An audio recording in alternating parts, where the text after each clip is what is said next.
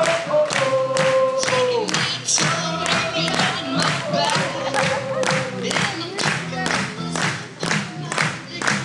down, please, ladies and gentlemen. Words to be here. I tried to think about how to open this, but there is no way. I am each and every single one of you to be here and to allow me to share a little bit of my story, whether you want to or not, because I'm going to. I am grateful, so just thank you in advance for this. And what I'm going to share with you now is a couple of things. One is that I had a book launch planned at the end of the month, and I've been talking with Althea, and today I actually have the book to launch right here, right now. Now, before I go into this, because at the moment that's not really that impressive, but when you consider that I used to live in a car, I'm an ex-soldier, I did 6 years in the army, I left in 2006, and just to take you back, thank you, and I know there's other people here who I've heard talk about being involved in the forces, and let me just say that I had a good life. Anything that happened to me in my life was self-inflicted. I did it to myself. There is nothing that anybody could say to me that is worse than what I've said to myself. Anybody understand that? Yeah. So that's why I have no fear anymore. I don't care, because there is nothing that anybody can say that is worse than what I've said to myself. And once you empower yourself with that, it allows you to do some pretty amazing things. And one of them was to, as you can see, get myself into the paper recently. And this is what Les has been talking about, and Althea, it's about your story. Because when I told you I launched a book, who cares? Really, who cares? But when you attach it to a story, and there's emotion, and there's a journey, and you use that to drive your book or your story or your mission, it has a much bigger impact. Now, I am really fortunate to have an amazing daughter who you may have seen. She was carried by Tony Robbins across the fire at 4 years old. Been backstage with Donald Trump, with Tony Robbins, with all these different things that have happened to me because I've made it happen. Because I decided I'm not taking no for an answer. And one of the things that led me to be here right now talking to you is this journey. Because I don't look at what I can get out of a situation. I'm not here to think I want to benefit and I want to make money and I want to do this by selling this or doing that. All I want to do is help people. That's right.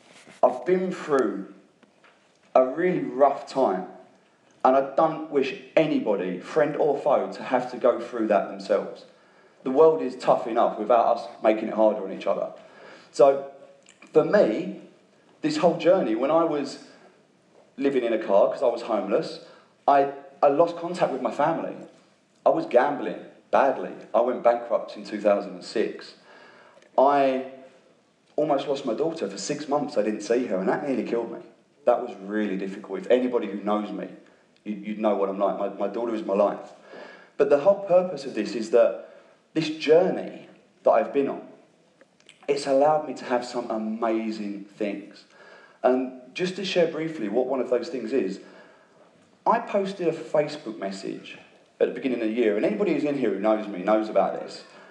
This Facebook message, it basically went along the lines of, I want to go to America.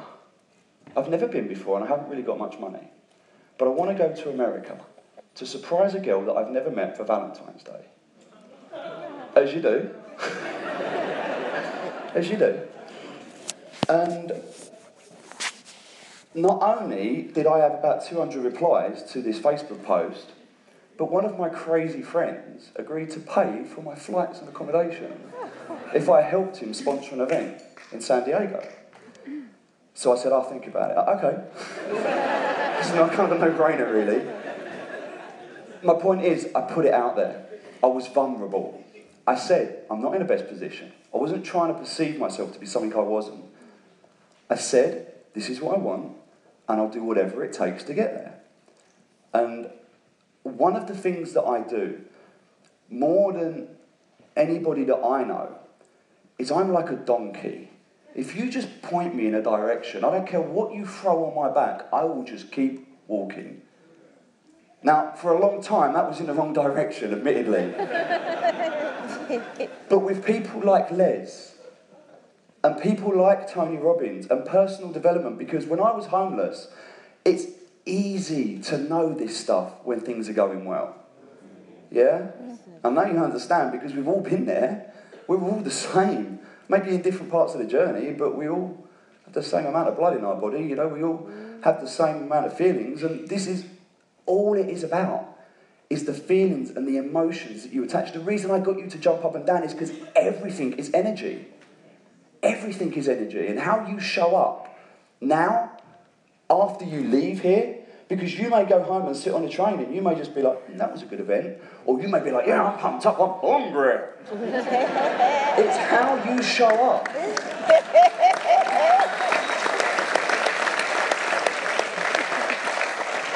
Les has said something over and over and over today. And in case you've missed it, I'm going to spell it out because it is one of the most important things. You have to live your dream now. Now, right now. Not tomorrow, not next week. If procrastination gets in the way, then deal with it. Show up. Make a difference, because if you sit back, you've got one life. You've got one chance. I could have stayed in the car. I was in that car for 6 months. I nearly died in that car because, have you ever left a dog in a car? No. Yeah, it was hot. I know it's the UK, but one day it was hot. I wasn't expecting it either. I just managed to come to, deliriously, to open the car door. I don't know what happened. I passed out, hanging out my car. And it was at that point when I said, this has got to change. So it did. I started sleeping on friends' sofas. It got a bit better. It's a step up. It's different. By the way, the car was a KA. Wasn't that comfortable? But this is the thing, I'm resourceful. I can be on the streets. I can manage on the streets. I know a lady who lives on the streets in London near Trafalgar Square. She's over 70 years old. She lives on the streets. If you took her off the streets, you'd probably kill her. She has institutionalised herself. And that's what happens in the army, is you are institutionalised. And when you come out and think, I'm going to get fame and fortune, and the life's going to be good, and I'm out of the army, and it's great, and they're like, can you stand up? And you're like, yeah, I can stand up. They're like, okay, we're done. It's not till 6, 12, 18 months down the line that you start to realise, who am I? What am I? What's my purpose? Now, has anybody in this room not found their purpose yet? Has anybody not? And don't be afraid, because, look, I'm still searching. I'm on a journey, and this is part of my journey, but I don't know what my life's mission is. I'm still searching, and I'm a very proud person, you know, and I want people to think good of me, and I've got this complexity on Facebook of, like, attention seeking, and I'm not afraid to admit it. I know what my weaknesses are. I know and anyone that knows me knows what I'm like on Facebook, and they can vouch for it. But let me tell you that Facebook was the thing that allowed me to go out to America, to meet the girl. We spent Valentine's Day on the Pacific Ocean on a kayak watching dolphins. I know, right? All the guys are like, all the women are like, it's pretty charming and shit, right? I mean, it worked. She fell for it. She came to the UK for a month. I met her in-laws. Yeah. We're getting married next month.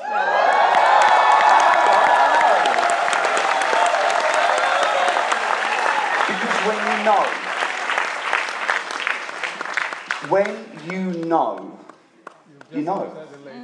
You can't explain this to someone that doesn't understand. There's no point. You try and explain, look, I'm not trying to insult anybody, but if you try and explain to a stupid person that they're stupid, they lack that very intelligent gene they need to know that they're stupid.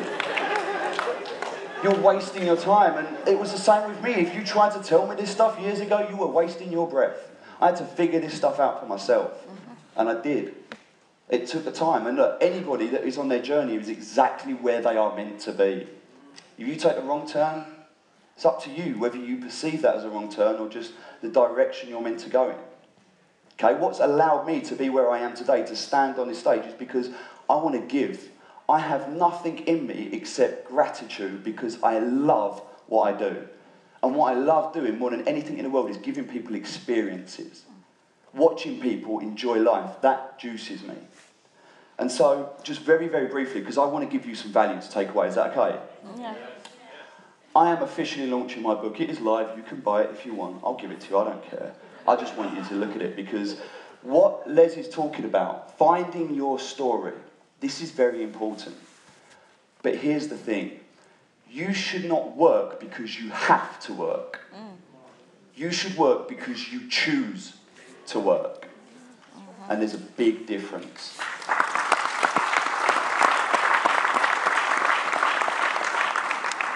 What I do, and my book, which is, Jesus, it's not that big.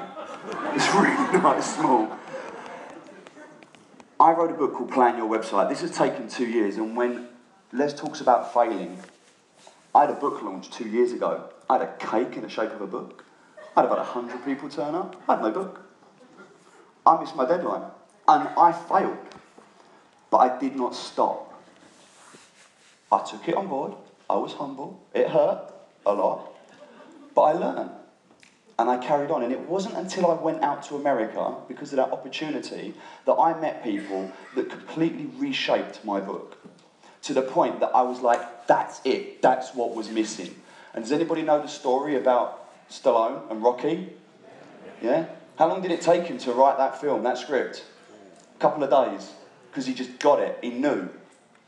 And that's what happened here. It took 2 years to write the book. A good 20 months of that was procrastination. It was. And anything I could do to avoid it. But here's the thing, I want to give you 3 things to take away, because I do a lot of work with websites. And every single one of you in this room should have an online presence. If you haven't already, you need one. Les tells you about being on YouTube. If you've got a voice, if you've got a message, YouTube is the 2nd largest search engine in the world. If you're not in it, you are missing out on an opportunity. So I just want to give you 3 very, very quick things to take away. Is that okay? And I know I've only got a couple of minutes. The first of those is, if you are interested, if you want to, you can text the word GIFT to 88444, and I will give you the first chapter of my book. You can read it, you can have a look. If you like it, send me a message. You can buy it on Amazon. It's Plan Your Website. If you do, it's £1.99 if you want to buy it. If not, speak to me. If you haven't got £1.99, I'll give you the book. If you want to support me in my journey, then I will be grateful. It's only going to go on Toys for Lily. Yeah, you heard. I'm really blessed. I love what I do. Really blessed. And the reason I love what I do, and the reason I can stand on stage right now and still get paid, is because I've got automatic systems working for me. And when you text that number, you see those automated systems, because you go on a journey. I send you on a journey. And that journey is how I nurture you. I have reviewed thousands of websites, and I see 3 things every single time I do a review. These 3 things come up. 1 is, you need a clear and compelling headline. You need to tell people why they are on your site, why they are reading your book, why they are listening to your story. You need to tell them why they are there, because we live in a world where we are saturated. It's not about content anymore. People say it's about content and getting information out there. I challenge it. I challenge the status quo. It's about context. It's all about what you do with the content that you put out. So I challenge you to have a look, if you're online or if you need to be online, to first look at your headline that you use. And there's some great examples in the book, you can look at those. The second thing is to make sure that you have a clear call to action. I cannot tell you how many websites I have looked at, and people land on a website and are left to fend for themselves. It happens all the time. If someone is on your website and you've got a message, get that message across and tell them what you want them to do. It is important, because people have got a lot going on in their lives, and you need to build that rapport. And the third thing I'm going to leave you with now is, when you have an online presence, no matter what it is, if it's a YouTube channel, if it's a website, if it's a Facebook group, track your analytics. Gather data. WhatsApp. Does anyone remember that company being sold? Do you know how much for? Do you know why? It's the data. They captured everything. And data is valuable. You cannot have people come onto your website and you don't know what they do. How can you customize that journey? How can you improve that journey for them? This is all about a journey. We are all on a journey. And if you can help people along their journey by adding value, then I think you have a right, and I think you should do that. I almost think you're rude if you don't. So I'm going to leave you now with the fact that I am so honoured to have been able to stand on the same stage as Les Brown. Les, thank you. Thank you for everything that you've done, not just for me, but for everybody. I honour you. And please, whatever you do in your life, it is not about the resources that you have. It is how resourceful you are with what you've got. Thank you.